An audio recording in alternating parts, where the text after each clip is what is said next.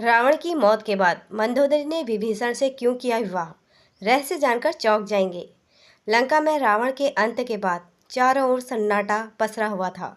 सोने की लंका, जो कभी रावण के वैभव और शक्ति के लिए जानी जाती थी, अब वो शोक में डूबी थी। ताजमहल के भीतर मंदोदरी अपने पति रावण की मृत्यु के बाद अकेली बैठी थी। उनकी आंखों के सामने बार बार वही दृश्य घूम रहा था। रावण का अभिमान, उसका विनाश, वो युद्ध जिसने पूरी लंका को बदलकर रख दिया था। मंदोदरी जानती थी कि रावण महान विद्वान था, शक्तिशाली था, लेकिन उसके अहंकार ने उसकी सारी अच्छाइयों को पीछे छोड़ दिया था। उन्होंने उसे कई बार समझाया था कि सीता को श्री राम को लौटा दो, लेकिन रावण ने उनकी एक न सुनी। रावण के जाने के बाद मंदोदरी के सामने सबसे बड़ा प्रश्न था, अब लंका का क्या होगा। उसी समय विभीषण को लंका का राजा बनाया गया। विभीषण वही व्यक्ति था जिसने रावण को अधर्म का रास्ता छोड़ने की सलाह दी थी। जब रावण नहीं माना, तब श्री राम का साथ दिया था। मंदोदरी के मन में विभीषण के लिए सम्मान तो था, लेकिन वह यह न सोच पा सकती थी कि एक दिन वही व्यक्ति उनके जीवन का हिस्सा बन जाएगा। राज्याभिषेक के बाद एक दिन विभीषण मंदोदरी के पास पहुंचे। उन्होंने कहा, महारानी, मैं जानता हूँ कि आपने बहुत कुछ खोया है। मैं आपसे कोई अधिकार नहीं छीनना चाहता, लेकिन लंका को आपकी आवश्यकता है। प्रजा आपको आज भी अपनी महारानी मानती है। मंदोदरी ने गंभीर स्वर में पूछा, मुझे क्या करना होगा। विभीषण ने कहा, आपको लंका को संभालने में मेरा साथ देना होगा। रावण की मृत्यु के बाद अगर राज परिवार बिखर गया तो लंका फिर संकट में पड़ सकती है। मंदोदरी चुप रही। उसके मन में कई सवाल उठ रहे थे। कुछ समय बाद राज परिवार और राज्य के हित को देखते हुए मंदोदरी और विभीषण के विवाह की बात सामने आई। यह बात सुनकर लंका में तरह तरह की चर्चाएं होने लगी। कोई इसे राजनीति कह रहा था तो कोई इसे परिस्थिति की मजबूरी।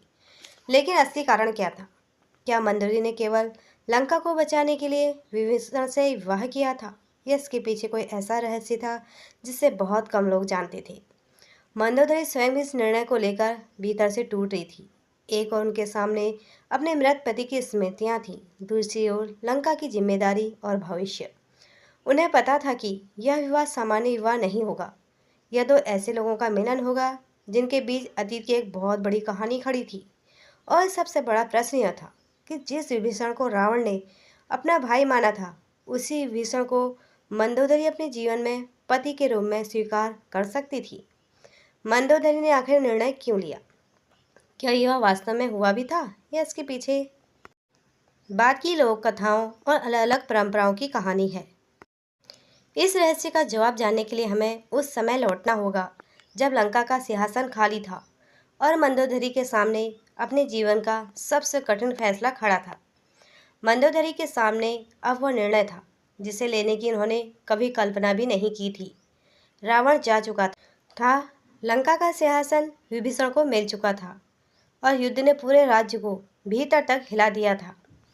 लेकिन सबसे महत्वपूर्ण बात यह थी कि मंदोदरी के विवाह को लेकर जो बातें कही जाती हैं, उनमें अलग अलग रामायण परंपराओं और लोक कथाओं में भिन्नता मिलती है।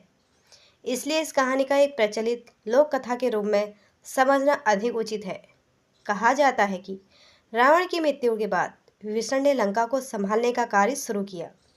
उनके सामने केवल सिंहासन संभालने की जिम्मेदारी नहीं थी, बल्कि उस राज्य को फिर से खड़ा करने की चुनौती भी थी, जो युद्ध के कारण बिखर चुका था। प्रजा भयभीत थी, राज परिवार दुखी था और लंका का भविष्य अनिश्चित था।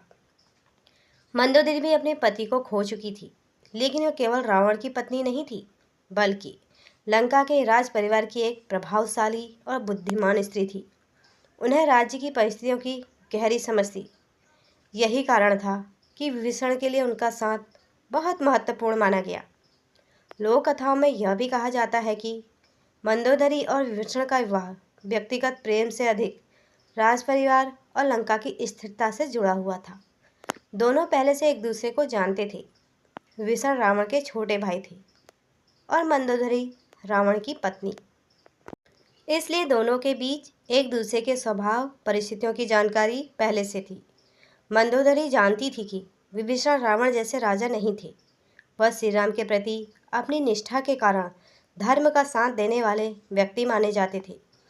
दूसरी ओर विभीषण जानते थे कि मंदोदरी बुद्धिमान, दूरदर्शी और लंका की परिस्थितियों को समझने वाली महिला है। कहा जाता है कि इसी परिस्थितियों में दोनों का विवाह हुआ ताकि राज परिवार की प्रतिष्ठा बनी रहे और लंका को स्थिर नेतृत्व मिल सके। लेकिन इस विवाह को समझने के लिए एक बात और महत्वपूर्ण है। मंदोदरी ने रावण की गलतियों का समर्थन कभी नहीं किया था। उन्होंने उसे बार बार समझाया था कि अहंकार छोड़कर श्री राम से वैर समाप्त कर देना चाहिए। जब रावण ने उनकी बात नहीं मानी तो उसका परिणाम पूरी लंका ने भुगता। इसलिए जब विभीषण राजा बने तो मंदोदरी के सामने एक ऐसा व्यक्ति था जिसकी सोच रावण से बिल्कुल अलग थी। वह चाहती थी कि लंका फिर कभी उसी रास्ते पर ना जाए जिस रास्ते पर रावण से ले गया था। यही कारण बताया जाता है कि मंदोदरी ने परिस्थितियों को स्वीकार किया और विभीषण के साथ जीवन आगे बढ़ाने का निर्णय लिया। हालांकि हर रामायण में मंदोदरी और विभीषण का विवाह का वर्णन नहीं मिलता। वाल्मीकि रामायण के प्रसिद्ध पाठ में इस विवाह का स्पष्ट उल्लेख नहीं है। बाद की कुछ कथाओं और लोक परंपराओं में प्रसंग मिलता है। इसलिए इसे रावण का सर्वमान्य घटना मानने के बजाय एक प्रचलित कथा के रूप में देखना चाहिए। इस कहानी का सबसे बड़ी सीख शायद यही है कि युद्ध केवल मैदान में नहीं होता।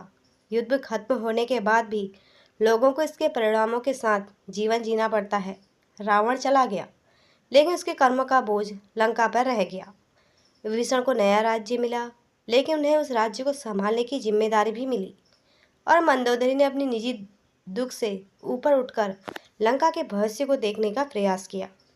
कभी कभी इतिहास और कथाओं में ऐसे रिश्ते दिखाई देते हैं जिन्हें आज के समय की नज़र से समझना आसान नहीं होता। मंदोदरी और विभीषण की यह कथा भी ऐसी ही एक कहानी है जहाँ व्यक्तिगत भावनाओं से ज़्यादा परिस्थितियाँ और राज्य की जिम्मेदारियाँ महत्वपूर्ण हो जाती हैं। और शायद यही वजह है कि सदियों बाद भी यह प्रश्न लोगों के मन में बना हुआ है, मंदोदरी ने विभीषण का हाथ क्यों थामा? इसका एक निश्चित उत्तर हर रामायण परंपरा में नहीं मिलता, लेकिन लोक कथाओं में से लंका की स्थिरता, राज परिवार की मर्यादा और कठिन परिस्थितियों में लिया गया निर्णय माना जाता है।